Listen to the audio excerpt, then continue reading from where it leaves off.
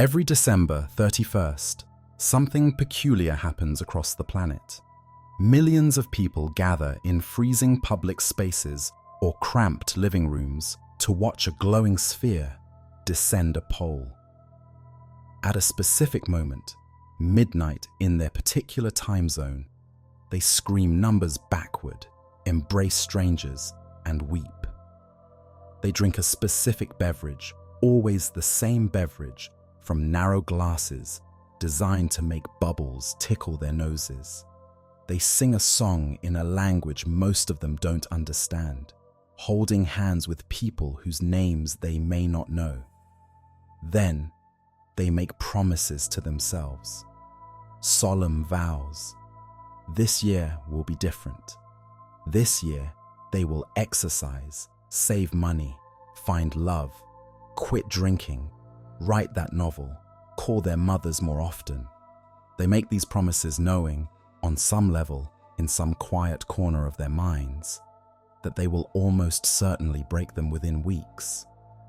And then, at 12:01 a.m., nothing happens. The world continues turning at the same speed it always has. The stars don't shift. The laws of physics don't reset. The problems that existed at 11:59 p.m. still exist. The person you were hasn't changed. Nothing, absolutely nothing, is different. If you describe this ritual to someone who had never heard of it, they would be baffled.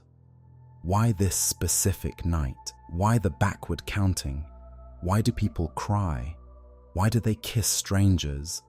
Why do they believe, even momentarily, that the arbitrary tick of a clock will transform their lives? New Year's Eve might be the most philosophically absurd holiday humans have ever invented. We celebrate the passage of time at a moment that has no astronomical, agricultural, or natural significance whatsoever. January 1st is not a solstice. It's not an equinox. It's not the beginning of a harvest cycle or the end of a season. It's approximately 10 days after the winter solstice, close enough to seem meaningful, far enough to be completely arbitrary. The date was chosen by dictators. It was imposed by conquest. It was spread by colonization.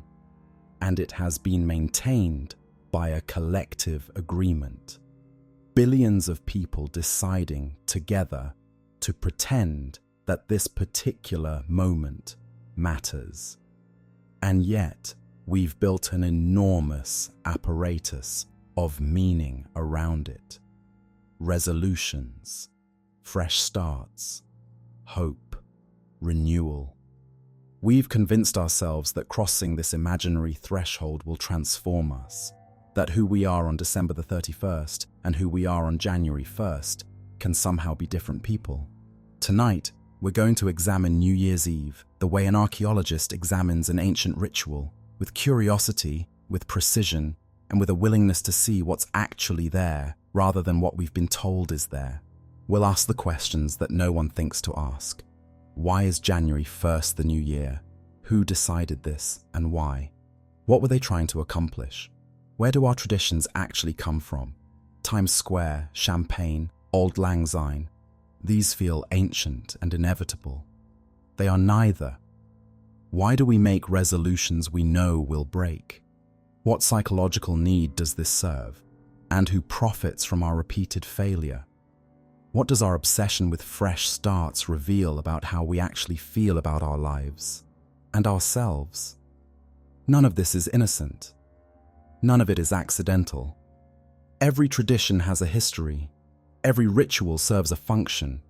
And when you start pulling at the threads of New Year's Eve, what unravels is a story about power, empire, commerce, and the human desperation for meaning in a universe that offers none. Before we continue, I want to ask you something. If you believe that understanding the origins of our rituals helps us participate in them more honestly, or choose not to participate at all, You can help us continue this work by liking this video and subscribing. Your support allows us to keep examining the stories we tell ourselves as a civilization. Tonight, we will walk through 7 chapters of New Year's hidden history.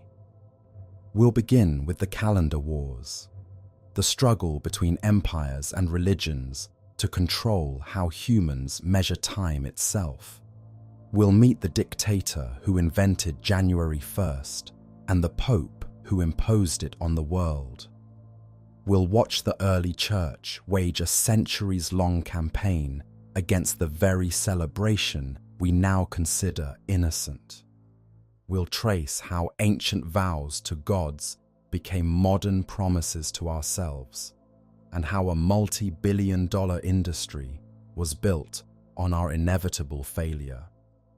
We'll stand in Times Square and see the spectacle for what it really is. We'll learn the true meaning of the song we sing but don't understand. And we'll examine the champagne in our glasses, how a regional wine became mandatory, and what we're really toasting to. By the end, you'll see New Year's Eve differently. You'll understand that when you count down from 10, you're participating in something far stranger and more constructed than you ever imagined. You'll see the empires behind the calendar, the commerce behind the celebration, the manipulation behind the hope. And maybe, just maybe, you'll find a way to celebrate that's actually honest. A way to mark the passage of time without pretending it will save you. A way to hope without being exploited. New Year's Eve is not what we think it is. It never was. Welcome to the Midnight Archives. To understand why January 1st is the beginning of the year, you first need to understand that for most of human history, it wasn't. Different civilizations started their year at different times, based on different logic for different reasons. The ancient Egyptians began their year with the heliacal rising of Sirius, the moment when the brightest star in the night sky first appeared on the eastern horizon just before dawn. This happened in mid-July by our calendar, and it coincided with the annual flooding of the Nile, the event that made Egyptian civilization possible. The river would overflow its banks, depositing rich black silt across the farmland, and another agricultural cycle would begin. The Egyptian New Year was tied to something real, a cosmic event that directly affected their survival.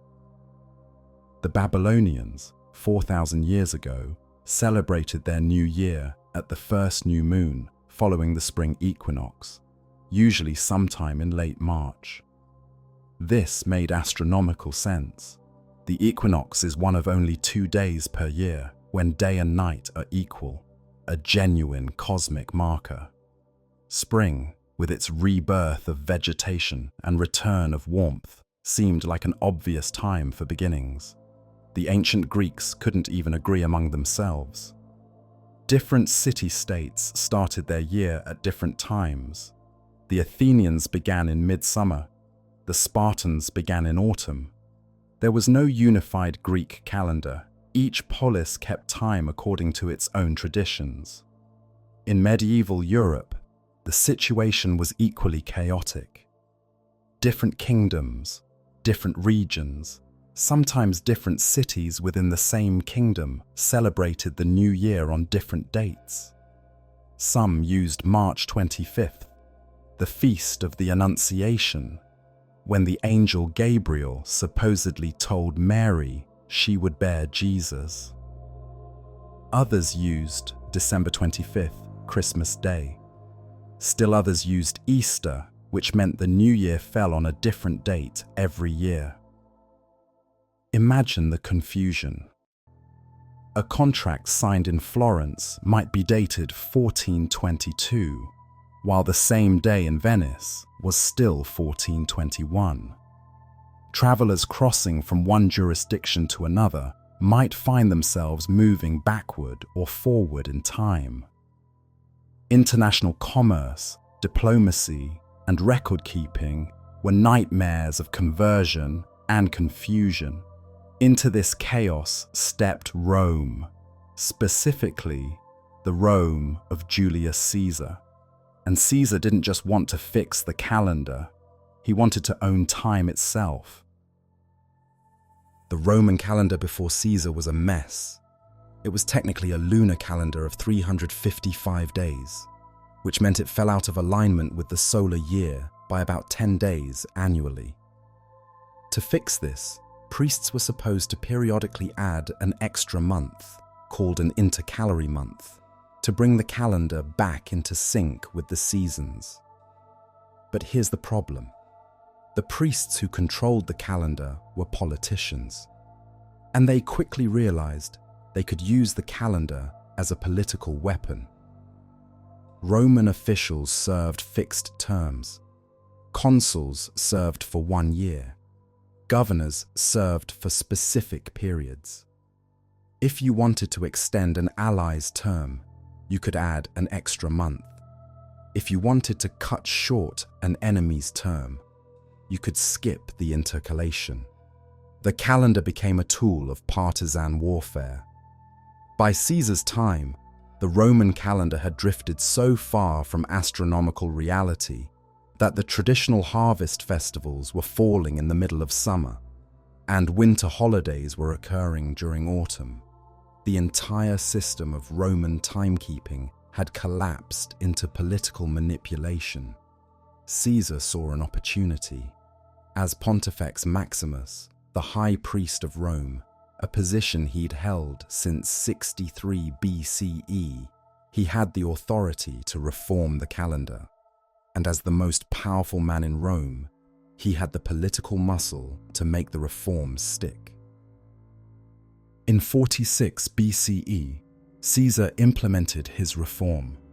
He consulted with Sosigenes, an Alexandrian astronomer, and devised a new solar calendar of 365 days, with a leap year every 4 years. This was the Julian calendar, and with minor modifications, it's still the calendar we use today. But to implement it, Caesar first had to correct the accumulated error.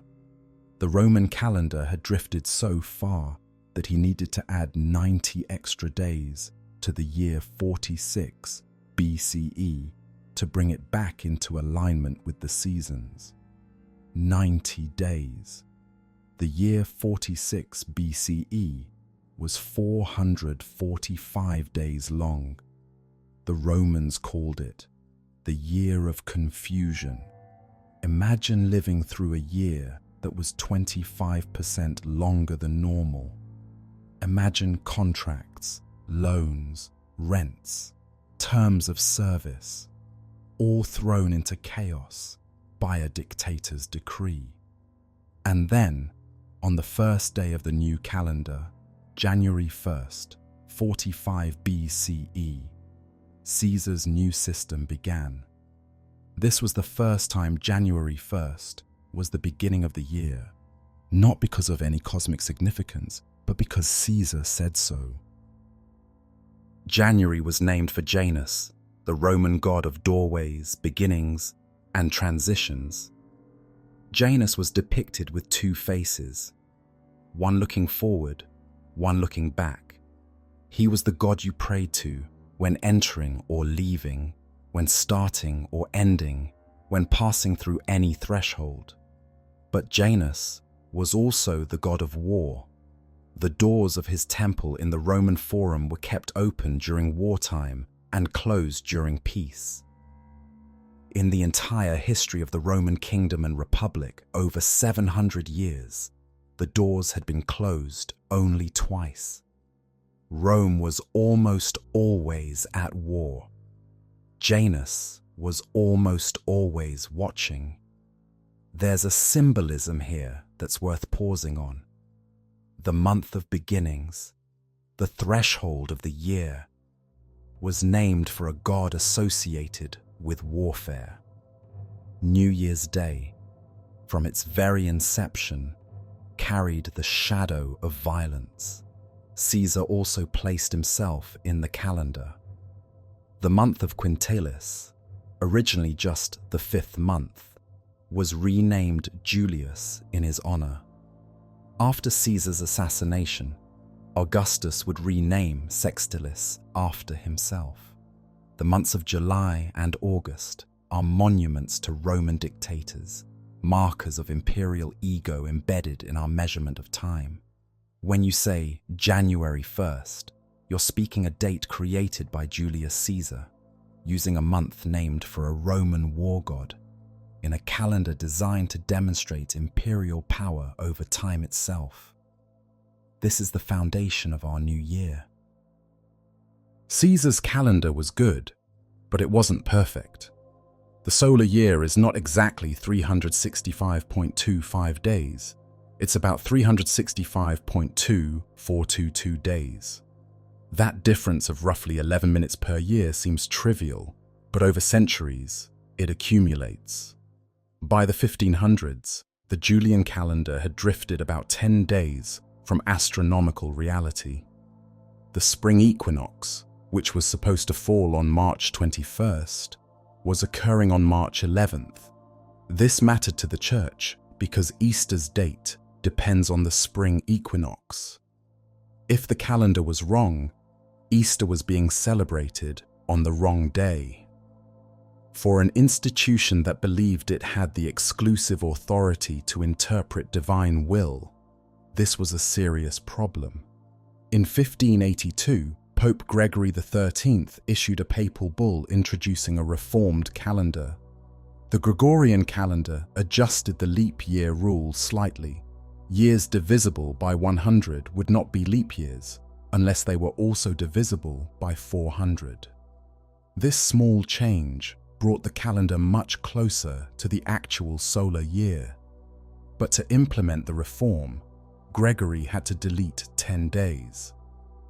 In Catholic countries that adopted the calendar immediately, October 4th, 1582 was followed by October 15th, 1582. 10 days simply disappeared.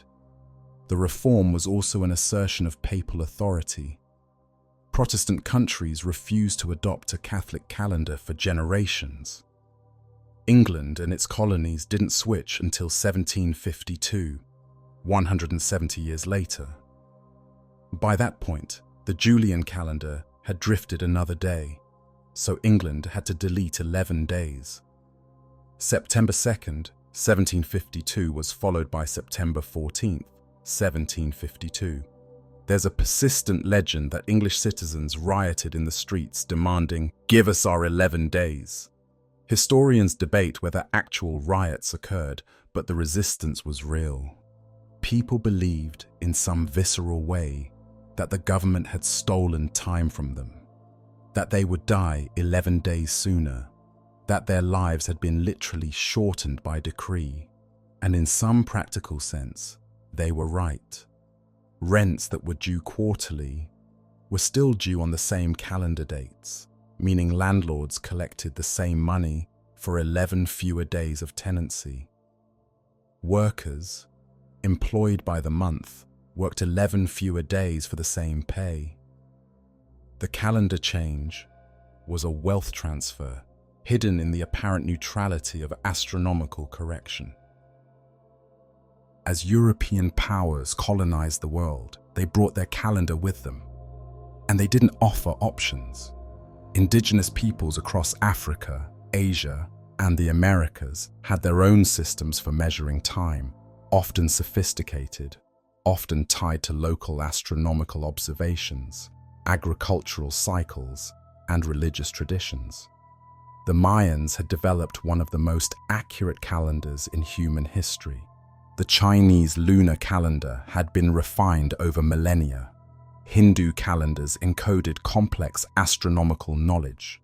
Colonial administrations suppressed or marginalized these systems. Official documents, legal proceedings, commercial transactions all required the use of the colonial calendar. Indigenous timekeeping was relegated to private religious observance. treated as superstition or folklore. Many cultures still maintain their traditional New Year celebrations: Chinese New Year, Diwali, Nowruz, Rosh Hashanah, but these exist alongside and subordinate to the Gregorian January 1st. The real New Year, the official New Year, the New Year that the global economy runs on, is the Roman date imposed by European colonization. When you celebrate January 1st, you're participating in a system of timekeeping designed by a Roman dictator, adjusted by a medieval pope, and spread across the globe by colonial violence. The date is not natural, it's not inevitable, it's a political choice that became so universal we forgot it was ever a choice at all. The early Christian church inherited a problem it couldn't solve. People liked to party. Specifically, people liked to party in late December and early January. The Roman world had a well-established tradition of winter celebration, and no amount of theological disapproval was going to make it disappear. Saturnalia, the festival of Saturn, ran from December 17th to December 23rd. It was, by all accounts, the wildest party on the Roman calendar. Schools and courts closed. Work stopped. Social norms inverted. Masters served meals to their slaves. Gambling was permitted, and a spirit of controlled chaos prevailed. People exchanged gifts, small figurines, candles, gag presents. They decorated their homes with greenery. They feasted, drank, and engaged in behaviors that would be unacceptable the rest of the year. The poet Catullus called Saturnalia the best of days. Then came Calendae Januariae, the calends of January, the first day of the new year. This was another occasion for celebration, gift-giving, public festivities, ritual visits to friends and patrons. Romans exchanged straenae, gifts of good omen, often branches from a sacred grove, sometimes coins or sweetmeats. The tradition of straenae survives in the French word étrenne, which still means New Year's gifts. The celebrations also included practices that church fathers found deeply troubling: fortune-telling, divination, the wearing of animal masks and costumes. People dressed as deer, as old women, as the opposite gender. They sang raucous songs in the streets. They drank until they couldn't stand. For the early church, this was a theological emergency. Here were Christians, or people the church hoped to convert, participating enthusiastically in pagan rites. They were honoring false gods. They were indulging in sins of the flesh. They were embracing a worldly, carnal joy that seemed incompatible with Christian virtue. The church's response was sustained, organized, and ultimately unsuccessful. St. Augustine, in sermons delivered around 400 CE, thundered against New Year's gift-giving. The exchange of straenae, he argued, was a demonic practice. Christians who participated were committing idolatry, even if they didn't realize it. We must not give gifts on the calends, he insisted. We must not play games. We must not crown our doors with laurel. Other church fathers took up the cause. Ambrose of Milan condemned New Year's festivities. Maximus of Turin preached that Christians should fast on January 1st while pagans feasted. The contrast should be stark. Let the pagans have their day of gluttony, while Christians demonstrated their superiority through abstinence. Church councils issued formal prohibitions. The Council of Tours in 567 CE condemned the practice of celebrating January 1st. Other councils followed. The message was consistent. New Year's celebration was pagan, sinful, incompatible with the faith. The Church also tried to replace the celebration with Christian observance. January 1st was designated as the feast of the circumcision of Christ, the day, according to Jewish law, when the infant Jesus would have been circumcised, 8 days after his birth on December 25th. Instead of feasting and gift-giving, Christians were supposed to contemplate this moment of blood and covenant. It was, shall we say, a hard sell. For over 1,000 years, church authorities fought this battle. And for over 1,000 years, ordinary people kept celebrating anyway. The feasting continued, the drinking continued, the gift-giving continued. The only thing that changed was that people felt guilty about it, which for the medieval church may have been the point. Why couldn't the church suppress New Year's celebration? Part of the answer is astronomical. The winter solstice, around December 21st, is the longest night of the year in the Northern Hemisphere. After the solstice, the days begin to lengthen. The sun, which has been retreating since midsummer, begins its return. For agricultural societies dependent on sunlight for survival, this was genuinely significant. The return of the light was worth celebrating. It meant that winter would eventually end, that spring would come, that crops would grow again. The solstice celebration predates any religion. It's a response to astronomical reality, to the rhythms of the planet itself. Part of the answer is psychological. Winter in the pre-modern world was hard. Food was scarce. Work was brutal. Cold and darkness were constant companions. People needed a release valve, a moment of excess, of joy, of social connection in the darkest time of year. And part of the answer is simply that human beings like to celebrate. We are social animals who mark time communally. The impulse to gather, to feast, to mark transitions and thresholds. This seems to be built into us. No decree from church or state has ever successfully suppressed it. The church eventually learned this lesson. Rather than fighting the celebration, it learned to absorb it. Christmas absorbed the Saturnalia traditions of gift-giving and greenery. New Year's absorbed the traditions of feasting and fresh starts. The pagan content was hollowed out and replaced with Christian meaning, or at least Christian justification. But the celebration itself survived, transformed, channeled, sometimes guilt-laden, but present. The party that Augustine tried to stop is the same party we throw today. The only difference is that now we feel good about it. The medieval church's failure to suppress New Year's celebration didn't stop others from trying. In the 17th century England, the Puritans launched their own war on the holidays.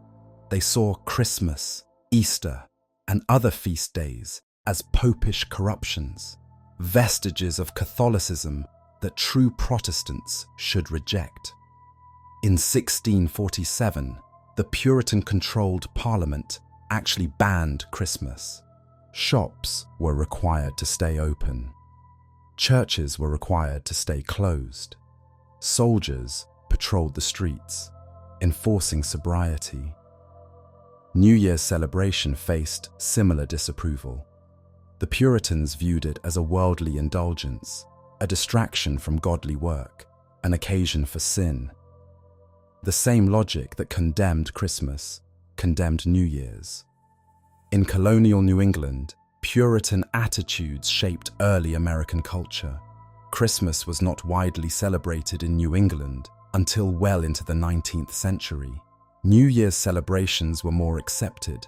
They lacked the Catholic associations of Christmas, but they were supposed to be sober, reflective occasions for taking stock of one's spiritual condition. The Puritan suspicion of celebration left a mark on American culture that persists today. There's always been a strain of American thought that views pleasure as suspect, festivity as frivolous, joy as somehow irresponsible. Even as we celebrate New Year's Eve, part of us feels guilty about it, feels that we should be doing something more productive, more serious, more worthy. This is the theological inheritance we bring to New Year's Eve. 2,000 years of authorities telling us that celebration is sinful, that joy is dangerous, that we should feel bad about feeling good. The party continues despite this inheritance, but the guilt continues too. The New Year's resolution is not a modern invention. People have been making promises at the New Year for at least 4,000 years. The Babylonians, during their 12-day New Year festival called Akitu, made promises to their gods. They would return borrowed objects. They would pay their debts. They would right the wrongs of the previous year. These weren't self-improvement projects. They were religious and social obligations. If you had borrowed your neighbor's plow, you gave it back. If you owed money to a creditor, you settled up. The logic was theological. The gods were watching. The New Year was a time of divine judgment, when the gods determined the fate of individuals and nations for the coming year. Making and keeping your promises was a way of currying divine favor, of entering the new year with a clean slate before heaven. The Romans had similar traditions. They made promises to Janus, the two-faced god who watched over beginnings and endings. Roman New Year vows were often public, political, civic. Magistrates promised to uphold the laws. Soldiers renewed their oaths of loyalty. Citizens committed to the welfare of the state. In medieval Europe, knights renewed their vows at the end of the Christmas season. They would place their hands on a peacock, the symbol of immortality and integrity, and recommit to the values of chivalry. This peacock vow was a public performance, a demonstration of honor before one's peers. Notice what all these ancient resolutions have in common. They were external. They were promises made to gods, to communities, to social institutions. They were about fulfilling obligations to others, not improving oneself.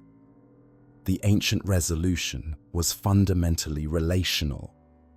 It bound you to something larger than yourself.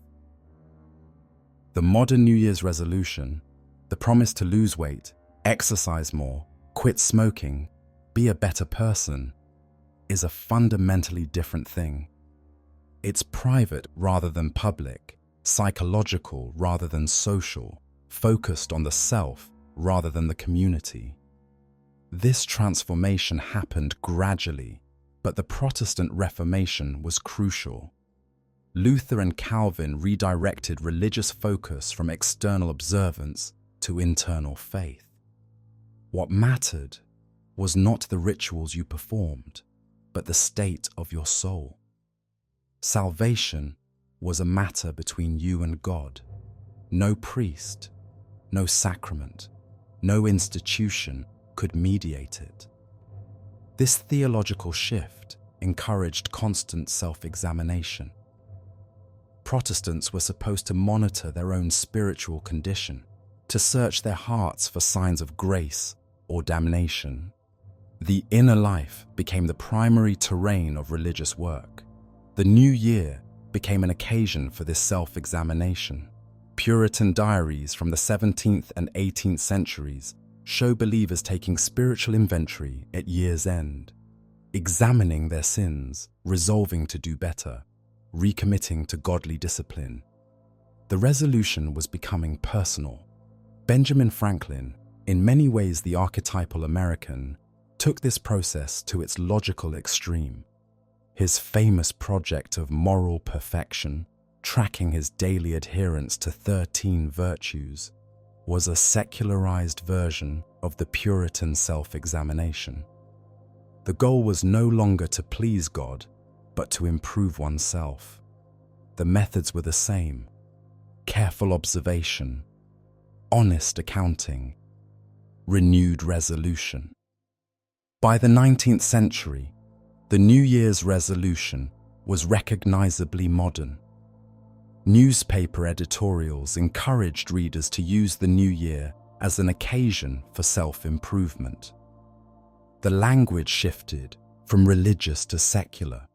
Not, "I resolve to be more godly," but "I resolve to wake earlier," or "I resolve to drink less."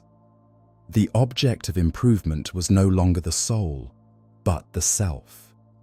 And the self was increasingly understood in terms of habits, behaviors, productivity. Today, the New Year's resolution is big business.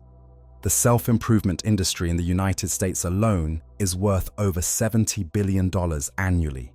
This includes gym memberships, diet programs, self-help books, apps, courses, coaching, supplements, equipment, and countless other products and services designed to help people become better versions of themselves. And New Year's is the industry's Super Bowl. Gym memberships spike dramatically in January. Fitness centers explicitly plan for this. They oversell memberships knowing that most January joiners will stop coming by February. A gym that can comfortably accommodate 300 members might sell 1,000 memberships, confident that only 300 will ever show up at the same time. Diet programs launch massive advertising campaigns in late December and early January. Weight Watchers, Noom, Jenny Craig all ramp up their marketing to capture resolution makers. The message is always the same: this year will be different. This program will work. This time, you'll finally succeed. Self-help book sales peak in the first quarter of the year. Publishers time their releases accordingly. The promise is always transformation. Read this book and become the person you've always wanted to be. But here's the thing: the industry depends on failure. Studies consistently show that somewhere between 80 and 90% of New Year's resolutions fail. Most people have abandoned their resolutions by mid-February. The gym empties out. The diet lapses. The book sits unfinished on the nightstand. And then, next January, they try again. They rejoin the gym. They start a new diet. They buy another book. The cycle repeats, year after year, failure after failure. If people actually achieved their resolutions, if they got fit, stayed fit, and stopped needing gym memberships and diet programs, the industry would collapse. The business model depends on repeat customers. It depends on failure. This isn't necessarily a conspiracy. No shadowy cabal is deliberately designing programs to fail, but the incentive structure is real.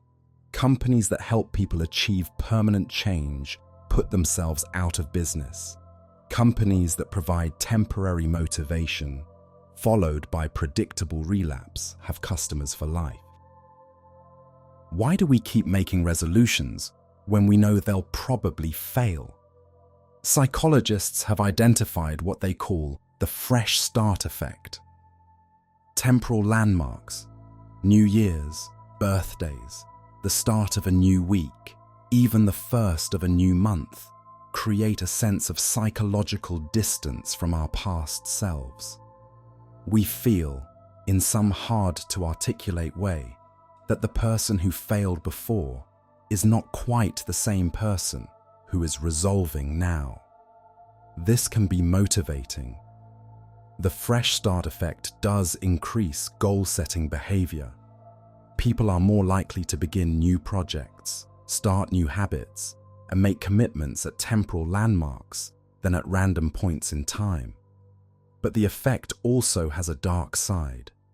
The same mechanism that motivates us to start also gives us permission to fail. If we lapse, we can wait for the next fresh start, next Monday, next month, next year. The temporal landmark becomes not just a starting point, but an excuse for delay, and the arbitrary nature of January 1st may actually undermine sustained effort. Real change, the kind that sticks, typically requires ongoing adjustment, course correction, and persistence through setbacks. The January 1st mindset encourages all or nothing thinking. Either you're keeping your resolution or you're not. Once you've failed, you might as well wait until next year to try again. The resolution ritual may actually make lasting change harder, not easier. It channels our desire for improvement into a structure almost designed to produce failure. There's something worth examining in the resolution ritual beyond its effectiveness or lack thereof. The tradition encodes a message about what human life should be. The message is, you are not good enough as you are. You need to be fixed. You need to be improved. Your value depends on constant striving toward a better version of yourself. This is the ideology of capitalism applied to the self. Just as the economy must always grow, must always produce more, must never be satisfied with the current state of things, so too must you. You are a project to be optimized, a product to be improved, an asset to be developed. Contentment becomes impossible, or at least suspect. To be satisfied with yourself as you are, this is framed as complacency, as settling, as failure to achieve your potential. The only acceptable stance toward the self is one of perpetual dissatisfaction and perpetual striving. The New Year's resolution is the ritual expression of this ideology. Once a year, we formally acknowledge that we are inadequate. We list our deficiencies. We commit to fixing them. We participate in a cultural moment that assumes and reinforces the inadequacy of the self. What would it mean to approach the new year not as a project of self-improvement, but as an affirmation of self-acceptance? To enter January not with a list of failures to fix, but with gratitude for what is. To resist the ritual of inadequacy and simply be? This is not an argument against growth or change. It's an observation that the resolution ritual, specifically as it has developed in our culture, serves purposes that may not be in our interest. It keeps us buying.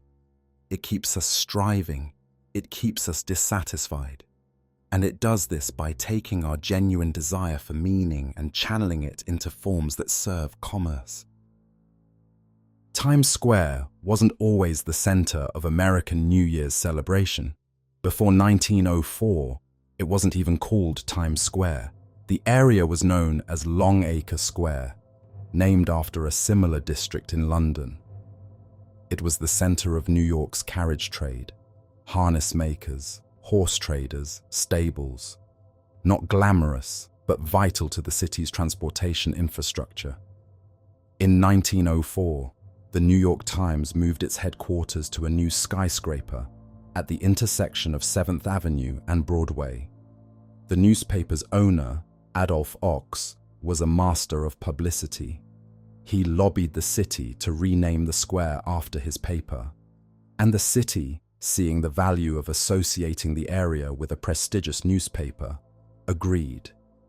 To celebrate the move, Ochs threw a massive New Year's Eve party. On December 31st, 1904, an estimated 200,000 people gathered in the newly renamed Times Square. There were fireworks launched from the roof of the Times building. There were concerts and celebrations. At midnight, the crowd erupted. It was a triumph of publicity. Ox had created a public event that associated his newspaper with celebration, with the new year, with the future of New York City. The Times Square New Year's Eve was, from its very first moment, a marketing operation. Early New Year's Eve celebrations in New York were genuinely dangerous. Before Times Square became the center of celebration, New Year's Eve in New York was a chaotic, sometimes violent affair. People gathered in the streets, drank heavily, and fired guns into the air at midnight. The practice of shooting guns to mark the new year was widespread across America, and it killed people every year. Fireworks were another hazard. Unregulated, set off by amateurs in crowded streets, they caused fires and injuries. Every New Year's brought reports of people burned, buildings damaged, celebrations turned to tragedy. The crowds themselves were dangerous. Without modern crowd control techniques, without barriers or designated areas, masses of people packed into streets created crush risks. People were trampled, suffocated, injured in panics.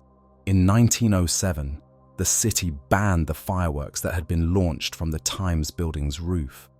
The displays were spectacular, but the fire risk in a city still full of wooden buildings was too great. Ox needed a new spectacle. The solution was elegant. A ball of light, lowered from the top of the Times building at midnight. The first Times Square ball, lowered on December 31st, 1907, was made of iron and wood, studded with 125-watt light bulbs. It was 5 feet in diameter and weighed about 700 pounds. It was lowered down a flagpole by building engineers, reaching the bottom at precisely midnight. The ball was visible for blocks. It was spectacular without being dangerous. It gave the crowd something to focus on, a shared visual experience that climaxed at exactly the right moment.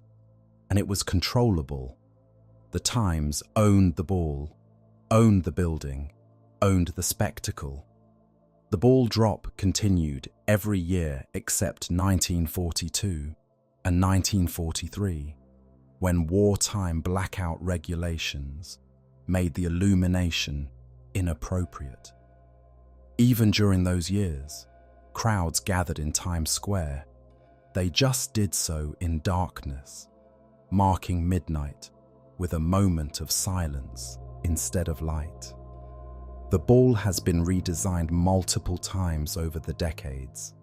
Today's ball is 12 feet in diameter, weighs nearly 12,000 pounds, and is covered with 2,688 Waterford crystal triangles, illuminated by 32,256 LED lights, capable of displaying 16 million colours. It's a technological marvel. It's also a product placement. The Waterford Crystal brand has been associated with the ball since 2000. Every shot of the ball is a shot of Waterford Crystal. The technological upgrade was also a marketing upgrade. The televised version of Times Square New Year's Eve is a spectacle of celebration. What you don't see on television is what it's actually like to be there. If you want to be anywhere near the ball drop, you need to arrive early, very early. The prime viewing areas require arrival in the early afternoon for a midnight event. That means standing in a designated pen for 8 to 10 hours. Yes, pens. The crowd is divided into sections, separated by barriers. Once you're in your pen, you can't leave.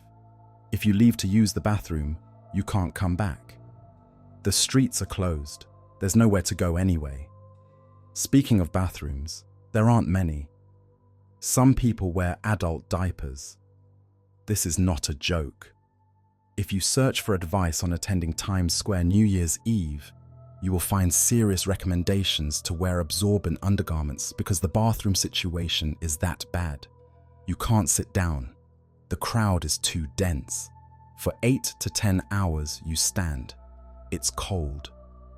Late December in New York means temperatures that can drop into the 20s or teens. You're standing still, not generating body heat from movement. Hand warmers and thermal underwear are essential. Alcohol is officially prohibited. Bags are searched. The ban is imperfectly enforced. But the party atmosphere Americans associate with New Year's Eve is officially forbidden in the iconic American New Year's Eve location. And depending on where you're standing, you might not even be able to see the ball.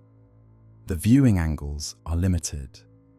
Many people in Times Square on New Year's Eve watch the ball drop on the screens mounted around the area, watching a broadcast of an event happening a few hundred feet away. This is the reality beneath the spectacle. Hours of discomfort for 60 seconds of shared experience. People do it anyway, because the spectacle has become synonymous with the celebration. Being there matters, even if being there is miserable. Times Square itself is a monument to advertising. The area's iconic character, the massive digital billboards, the screens on every surface, is not accidental. Zoning regulations in Times Square actually require buildings to have illuminated signage. The advertising is mandated by law. The spectacle is designed. On New Year's Eve, this commercial environment becomes the backdrop for what's presented as authentic celebration. The television broadcast, which reaches tens of millions of viewers, is essentially hours of advertising punctuated by entertainment. Corporate sponsors pay millions to be associated with the event. Their logos appear on stage, on screens, in the background of every shot. The ball drop itself, the climactic moment, lasts about 60 seconds. The television broadcast runs for hours. What fills those hours? Musical performances sponsored by brands, celebrity appearances promoting projects, interviews and segments designed to keep viewers watching through the commercial breaks. Dick Clark, who hosted ABC's New Year's Rockin' Eve from 1972 until his death in 2012, understood this perfectly.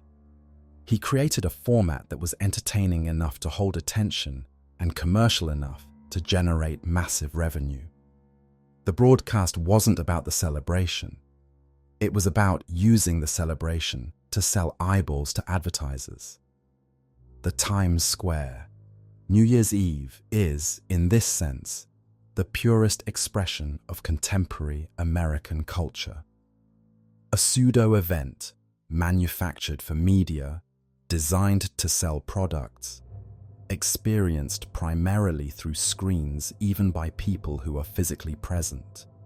We watch an advertisement and call it tradition.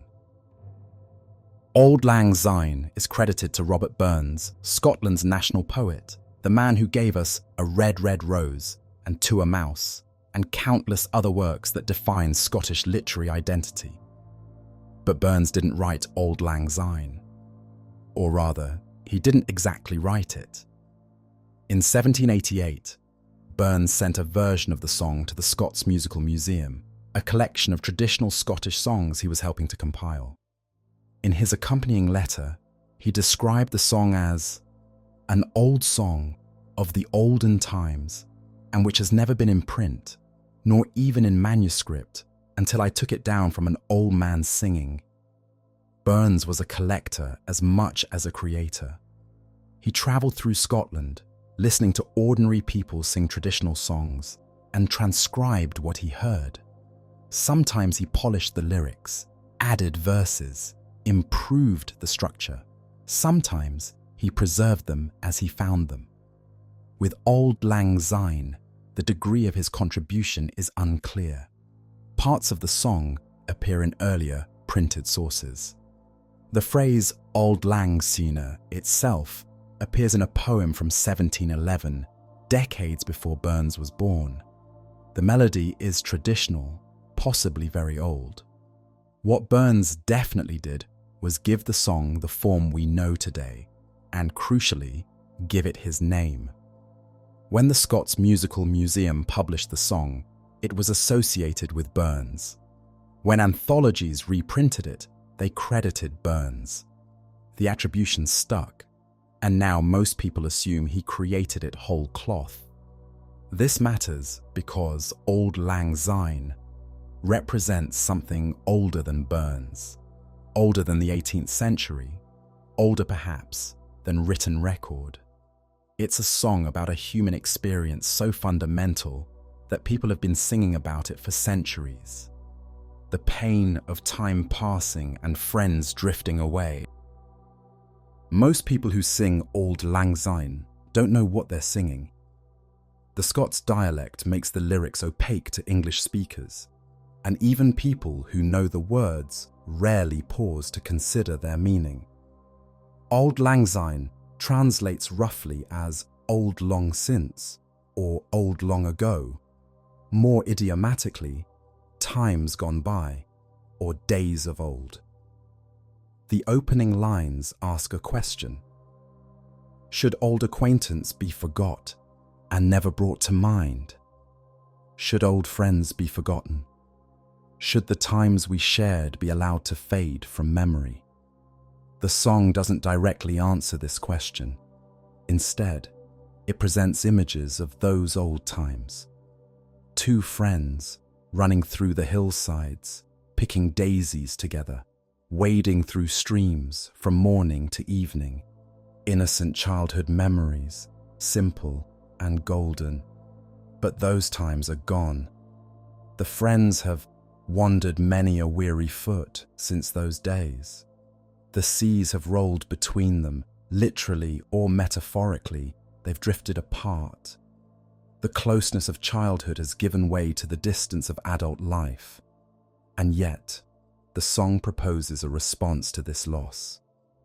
Let's take a cup of kindness. Let's drink together. The drinking is explicitly compensatory. We cannot recover the past, but we can acknowledge it. We can toast to what was, even as we accept that it's gone. This is not an optimistic song. It's a song about loss. The loss of time, of youth, of connection. The warmth of the melody and the ritual context make it feel celebratory. But the actual content is melancholic. We're singing about how everything ends. Auld Lang Syne came to America with Scottish immigrants, but it didn't become the definitive New Year's song until the 20th century. The crucial figure was Guy Lombardo, a Canadian bandleader whose orchestra, the Royal Canadians, became synonymous with New Year's Eve broadcasts for half a century. In 1929, Lombardo and his band performed a New Year's Eve radio broadcast from the Roosevelt Grill in New York City. At midnight, they played Auld Lang Syne. The broadcast was heard across the country. Lombardo continued the tradition every year, eventually moving to television. For decades, his orchestra's version of Auld Lang Syne was what Americans heard at midnight on New Year's Eve. The association became automatic, inevitable seeming. It's hard to imagine New Year's without the song, but that inevitability was created by one band leader's aesthetic choice, repeated and amplified by mass media. The Lombardo version set the template, the stately tempo, the swelling strings, the feeling of sentimental climax. Other versions followed, but they all refer back to this model. Even when the song is performed differently, we hear it through ears trained by Lombardo. At midnight on December 31st, hundreds of millions of people around the world sing a song most of them don't understand. They don't know the words. Even when they think they know the words, they often don't. What do you sing after the first verse? Most people have no idea. They don't know what the words mean. They don't know who wrote it, or when, or why. They hold hands with strangers. They sway back and forth. They mumble through the parts they don't know and belt out Auld Lang Syne at the moments when they're supposed to. And there's something beautiful in this, and something deeply strange. The beauty is in the collective participation. People who have nothing in common, who may not share language or culture or values, are doing the same thing at the same time. The song creates a moment of unity that transcends individual understanding. The strangeness is in what that unity is built on, a shared ignorance. We're not unified by understanding, but by our collective willingness to participate in a ritual we don't comprehend. The form matters more than the content. The performance matters more than the meaning. Maybe this is what rituals are. Maybe meaning isn't the point. Maybe the point is doing something together, marking a moment together, being part of something larger than yourself, even if you don't know what that something is.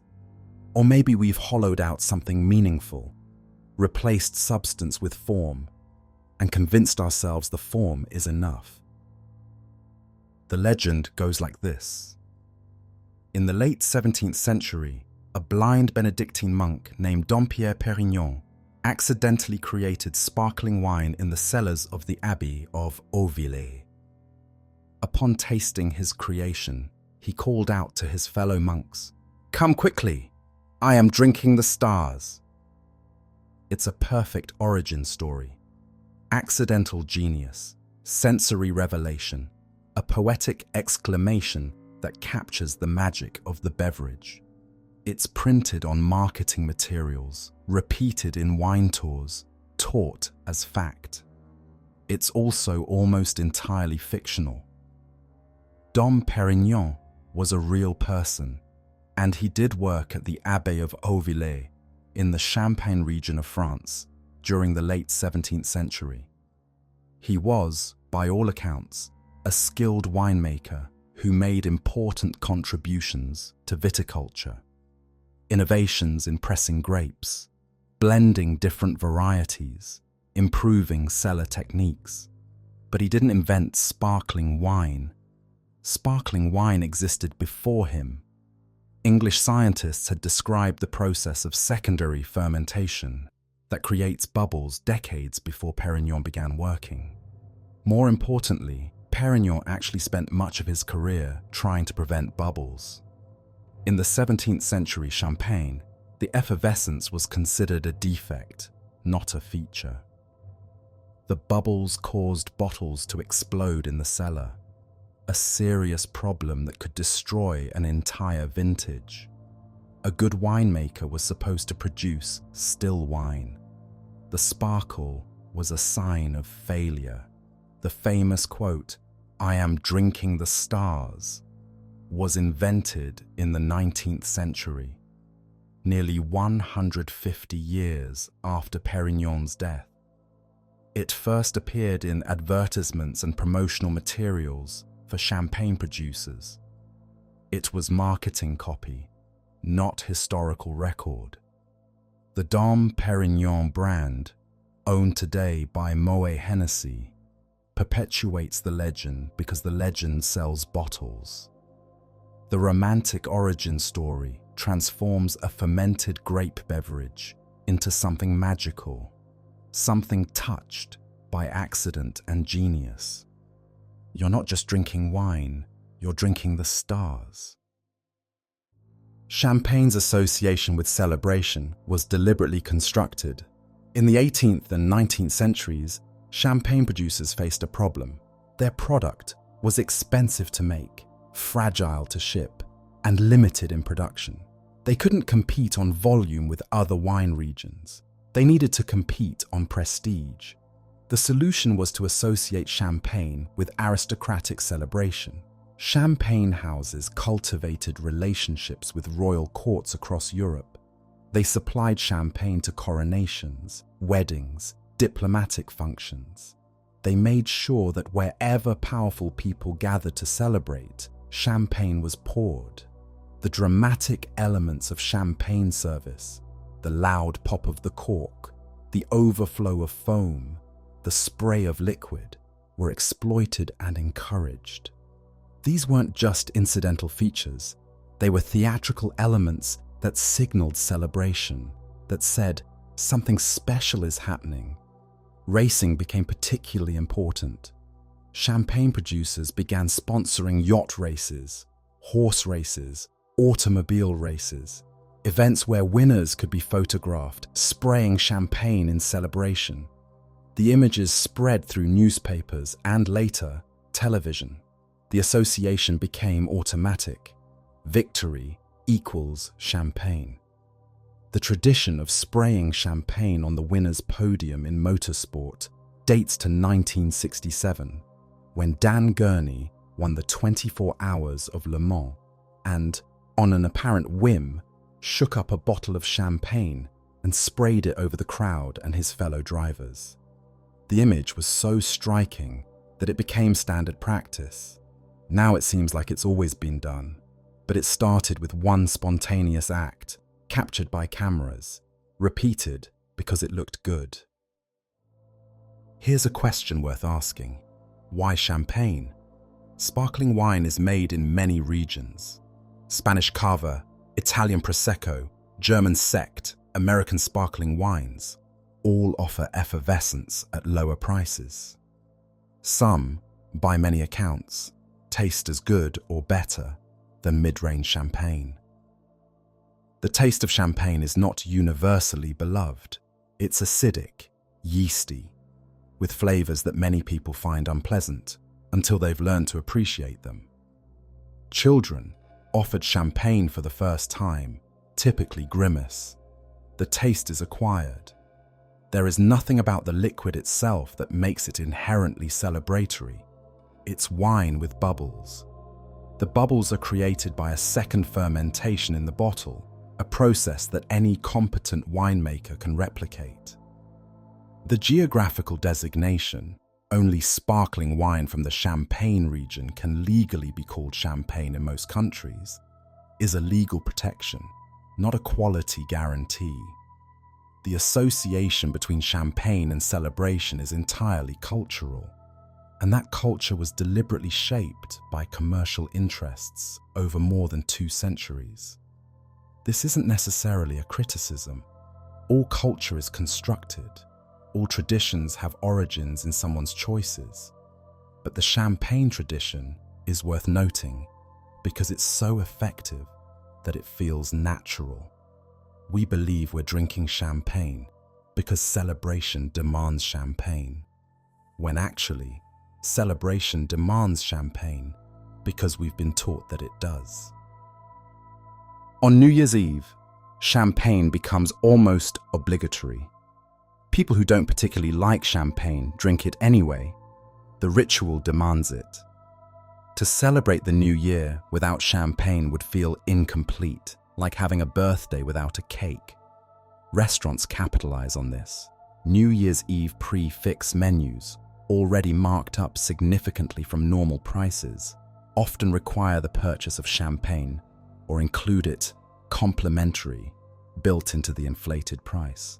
The wine list that usually offers choices becomes a single, predetermined selection. Stores stock massive quantities of champagne and sparkling wine in December. The markup is significant. Champagne that costs $40 in October might cost $50 or $60 in late December.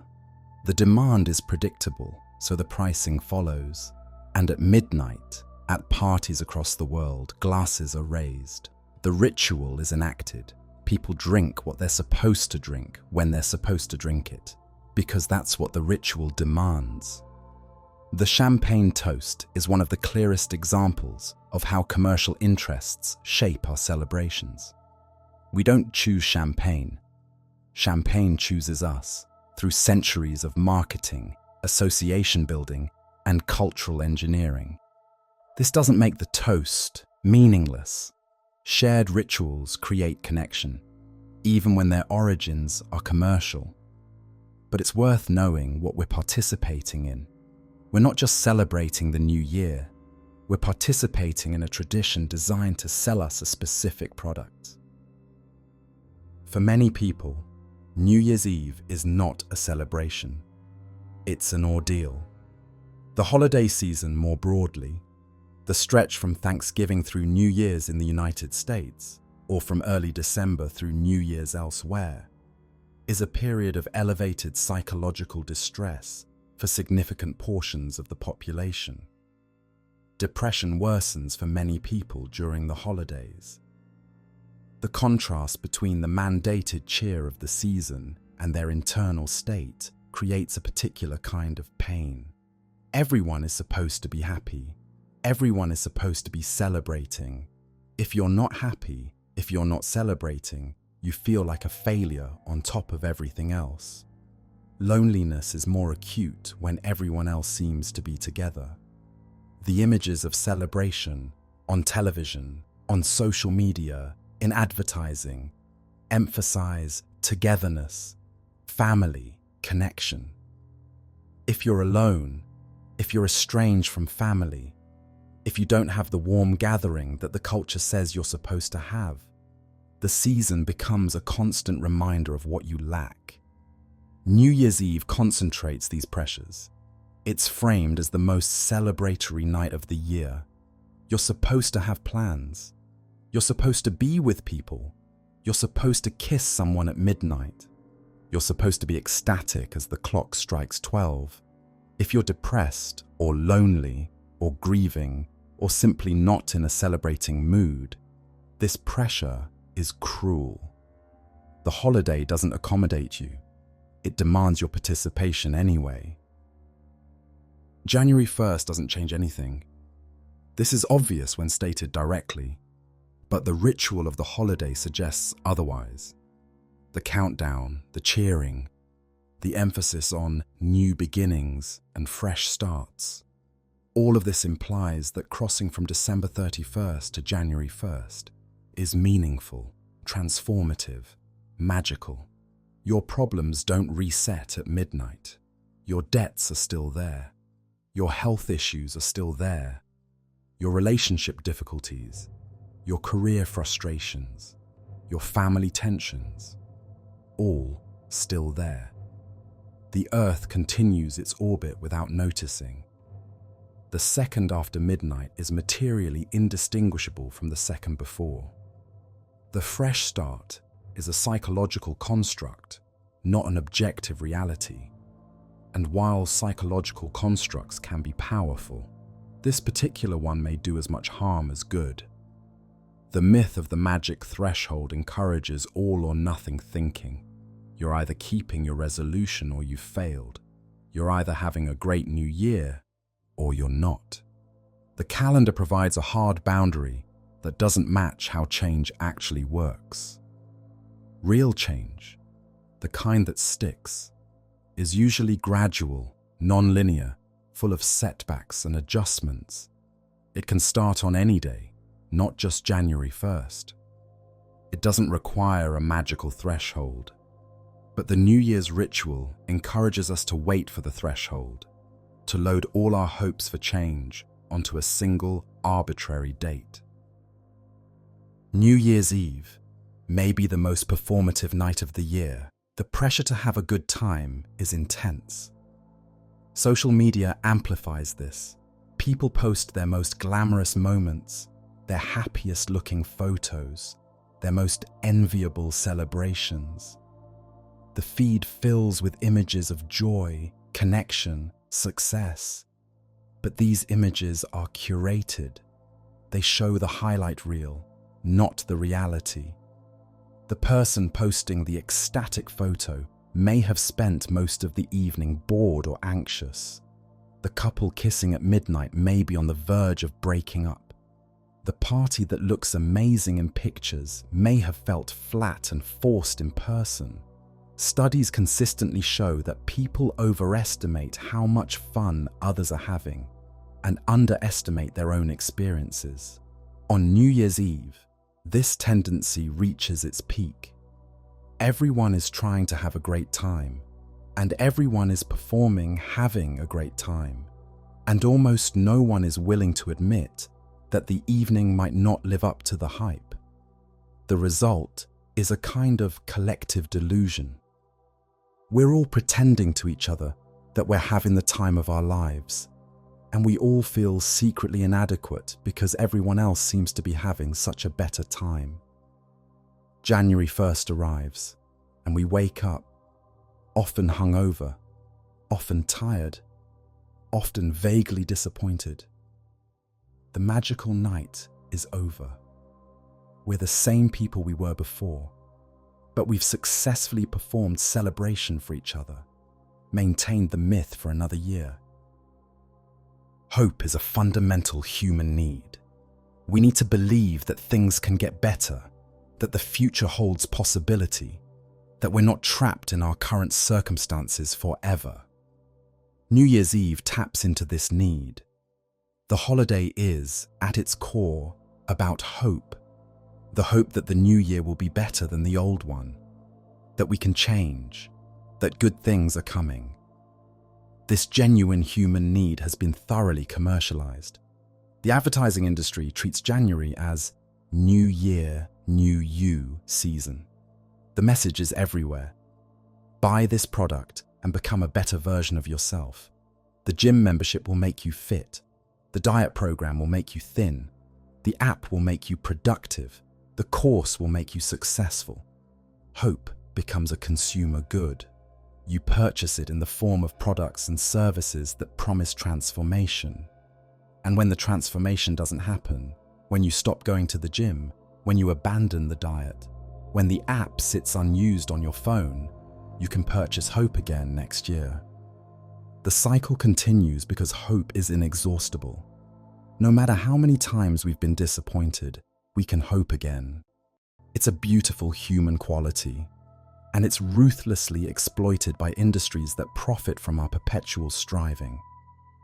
The cruelty of this system is that it takes something genuine, our desire for growth, for change, for a better life, and channels it into forms that serve commerce rather than human flourishing.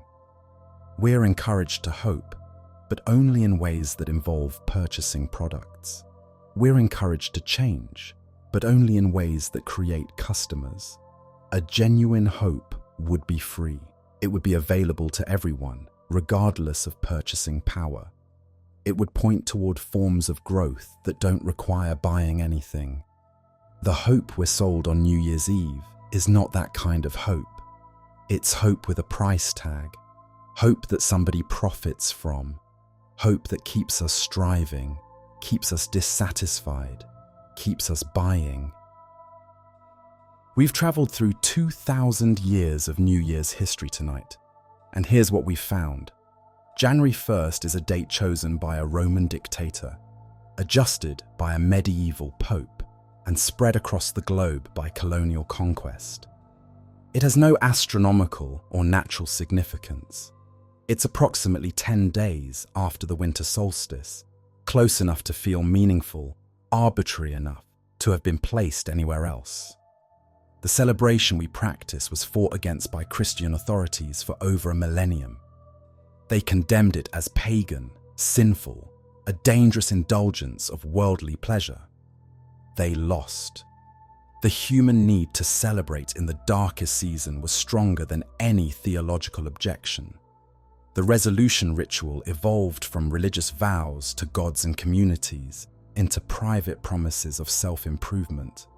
Along the way, it was captured by a multi-billion-dollar industry that profits from our repeated failure. Times Square became the center of American celebration through a newspaper owner's publicity stunt. The ball drop was invented to replace dangerous fireworks. The televised spectacle is essentially an advertising delivery system. The song we sing was collected by Robert Burns from an old man's memory, and its actual content is melancholic. a meditation on lost friendship and the passage of time. Most of us don't know the words, don't know what they mean, and sing it anyway. Champagne's association with celebration was manufactured by centuries of marketing.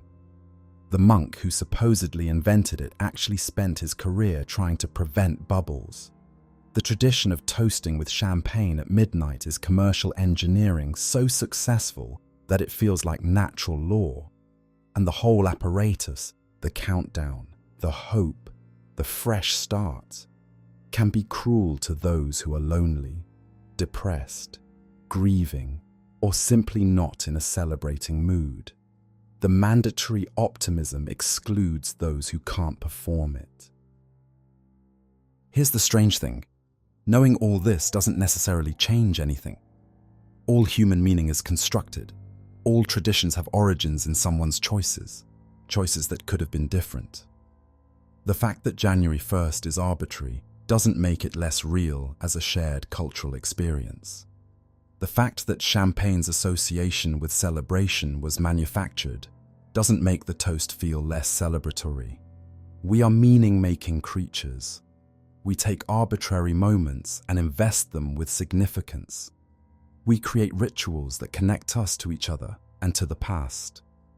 We construct frameworks that help us navigate time's passage. The question isn't whether our traditions are constructed. They all are. The question is whether we construct them consciously or unconsciously. Whether we participate by choice or by default. Whether we know what we're doing or do it blindly. After tonight, you know the history behind the holiday. You know the commercial interests that shape our celebration. You know the psychology that our rituals exploit. This knowledge gives you something valuable, the ability to choose. You don't have to stop celebrating New Year's Eve.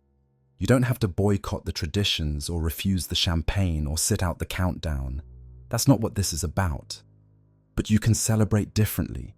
You can participate consciously, with awareness of what you're doing and why. You can acknowledge the arbitrary nature of the date and find meaning anyway. The solstice has just passed. The days are getting longer. Winter is half over.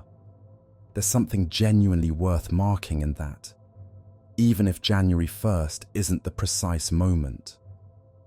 You can reflect without resolving. Take stock of the year behind you. Notice what you're grateful for, what you regret, what you've learned. But you don't have to turn this reflection into a list of self-improvement projects. You don't have to enter the new year with a burden of inadequacy. You can celebrate what you are, not just what you might become. The ideology of constant improvement assumes that who you are right now is insufficient. This is not necessarily true. You might be doing fine. You might be doing better than fine. The new year doesn't require you to be dissatisfied with yourself. You can find joy in the actual moment, not the symbolic moment. The people with you tonight are real. The food is real. The warmth and light in the darkest season are real. You don't need the clock to strike 12 for these things to matter. You can resist the commercial pressure. You don't have to spend a fortune on New Year's Eve. You don't have to have the most Instagram-worthy celebration. You don't have to prove to anyone that you're having a good time. You can have a quiet evening, a modest gathering, a genuine connection, none of which requires purchasing anything. And if you're not in a celebrating mood, if this is a hard time for you, if you're grieving or struggling or simply exhausted, you can give yourself permission to opt out. The holiday is not compulsory. Your worth as a person doesn't depend on performing joy for others. It's okay to be quiet. It's okay to be sad. It's okay to go to bed early. At midnight on January 1st, the Earth will continue its orbit around the Sun. The Moon will continue its orbit around the Earth. The stars will shine, indifferent to our calendars. The universe will take no notice of our celebration. And yet, something will happen. Millions of people will pause together. They will count backward from 10, They will shout at the darkness. They will embrace each other, sing together, cry together. They will mark a moment that is meaningless, astronomically, but profoundly meaningful humanly. We are the creatures who make meaning. We take an arbitrary moment and invest it with hope. We construct shared experiences that connect us across distances and differences. We tell each other that time is passing, that something is ending, that something new might begin. There's something both absurd and beautiful in this. We know the date is arbitrary.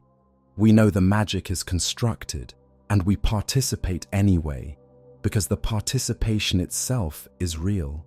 The connection is real. The hope, however commercialized, points towards something genuine.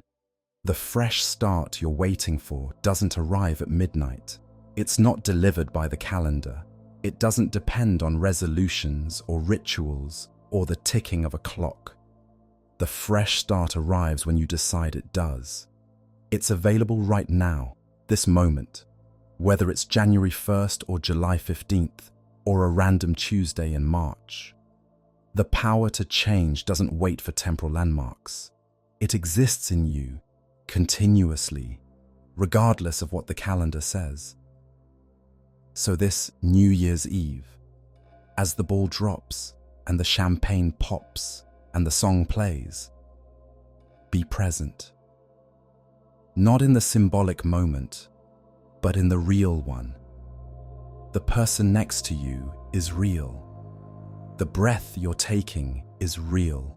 Your life, as it is right now, flawed and incomplete and imperfect, is real. The countdown means nothing, but the people counting with you mean something. The darkness outside is real, and so is the light we create together. Happy New Year. May your celebrations be honest. May your hope be grounded. And may you find renewal not at midnight, but whenever you're ready to begin. Thank you for journeying through New Year's hidden history with us. Thank you for keeping the candle lit.